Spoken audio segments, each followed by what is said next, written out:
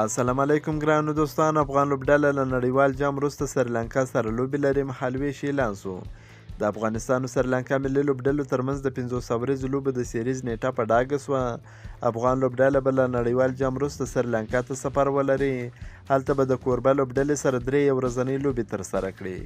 له سریلانکا سره د 3 ورځنۍ لوبو لړۍ د کرکټ نړیوالې شورا د سوپر لیګ لوبې دي چې د 2023 کال نړیوال جام ته په مخامخ لار پیدا کولو کې ډېرې مهمې دي او اوس یې بشپړه مهالویش اعلان شو. د کرکټ بورډ د راپور په اساس افغان لوبډله به د روان کال په نومبر میاشت کې یعنې د روان نړیوال جام وروسته به سریلانکا ته سفر لري. هلته به د دې میاشتې په 25 او 30 نیټه 3 500 ورځې لوبې ترسره کړي. کرکټ بورډ وایي یادې سیالۍ چې 2023 کال په فروری میاشت کې پلان شوي وي اوس به د راتلونکي نومبر میاشت کې د سریلانکا په کنډي کې ترسره شي.